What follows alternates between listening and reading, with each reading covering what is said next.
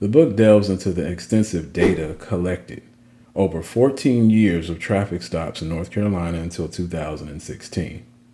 The state's legislature required the collection of statistics on routine traffic stops, including information about the race, age, and gender of drivers, as well as the outcomes of the stops. The aim was to investigate and confirm or refute the widespread belief that drivers are treated differently based on their race.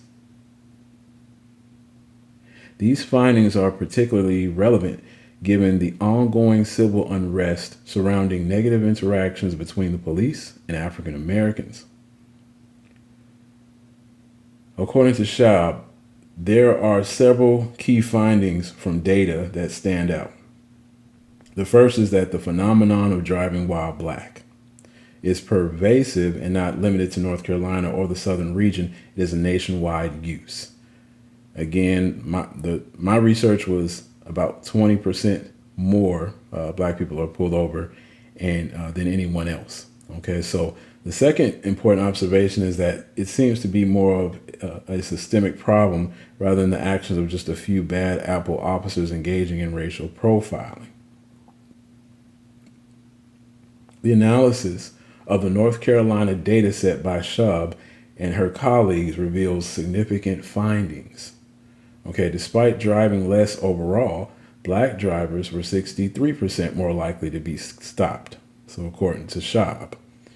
Now, I haven't personally verified, how he came up with that percentage, but there's probably many black people that will have you agree. I believe it is a Pew Research article that I read not too long ago that was highlighting how many black people, over 50%, don't believe they're being treated the same as everybody else. And that's a problem.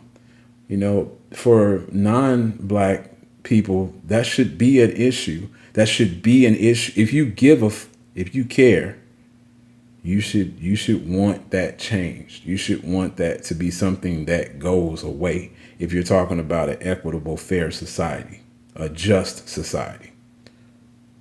So when accounting for less time spent on the road, black drivers were approximately 95% more likely to be stopped.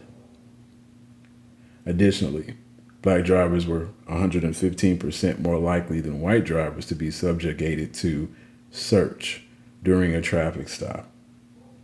However, searches of white drivers were more likely to yield contraband.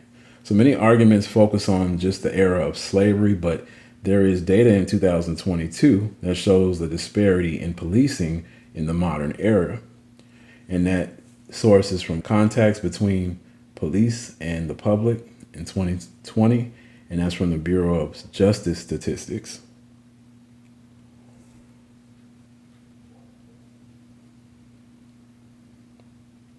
The police disproportionately threaten or use force against communities of color.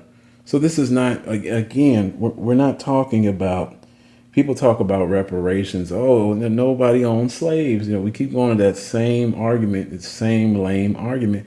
Let's talk about 2020 then. Refute that. Let's refute these statistics. It's right in your face. This is why some of these people, they're suspected white supremacists, some of them. I'm not saying all. A lot of times when you use the word white supremacy, you hate all white people. When there's other people that come over here and classify themselves as white to get the benefits, okay, they may be non-white. There's people who are non-white that classify themselves as white. So y'all have to understand that. Ain't nobody just because somebody says white supremacy doesn't mean, you hate all white people. Well, I can use the same excuse that some other people use, and that same excuse is, I have white friends. Answer number 2. So the people who could pay. Who's going to pay all this money out? Oh, y'all trying to bankrupt everybody. That ain't right. Answer 2 is corporations. Okay, so this was many of the corporations involved in slavery are still operating. Okay, the video goes over just a few of them. And that's this video is from Willie D Live. The use of black slavery in the United States has had a long and complex history, and many corporations have benefited from this system. Okay, during slavery, companies involved in agriculture, manufacturing, shipping relied heavily on the labor of enslaved African Americans. These companies included cotton plantations, sugar plantations, and tobacco farms. Okay, and we know the people that indirectly benefited from that activity. Oh, my family didn't own any slaves. I don't know what you're talking about. Like, well, there's people who might have indirectly benefited, and that is a fact. So cotton was one of the most profitable crops in the antebellum South. The plantations relied heavily on the labor of enslaved people to cultivate and harvest the crop. Cotton mills in the North and Europe also benefited from slavery as they purchased raw cotton from the South to produce textiles. In addition to agriculture, other industries also relied on slavery. For example, the tobacco industry in Virginia and Maryland was heavily reliant on enslaved labor. And many factories in the North used cotton produced by enslaved people to make cloth and clothing. The shipping industry also benefited from slavery, as many slave traders made fortunes transporting enslaved people from Africa to the Americas during Reconstruction, which followed the Civil War. Some corporations continued to benefit from the exploiting of African American labor. In many cases, former enslavers shifted their business models to exploit new opportunities, such as sharecropping. Okay, under the system, farmers were given land and supplies in exchange for a share of the crops that the enslaved produced, or formerly enslaved. The terms of these agreements often left sharecroppers in debt and effectively tied to their land, with few opportunities to escape poverty. Now, again, this in a way kind of goes on today with some of these student loans. You know, again, it's that need to have debt or acquire debt before you can get a decent paying job. Then if you live in a big city, you need enough money to get a mortgage, right? So let's say you have a good paying job, you live in a big city, you get a mortgage. If you ever have a layoff period or some rough times economically, you have the potential of losing that home if you don't have financial support. And we know other races can that still benefiting off of slavery or just have those hidden hand benefits. Okay, those hidden benefits that black folks don't get. Okay, they can weather the storm better than us. And according to the wealth gap, the racial wealth gap, they might be able to handle it maybe 12, and some people can handle it maybe 12 times, 10 to 12 times better than us. Okay, just due to the generational transfer that has taken place. Okay, we know that in 2023, again, our homes are not appraised at the same value as other races of people. Okay, we get appraised at lower values. This is a fact. People have been sued over this.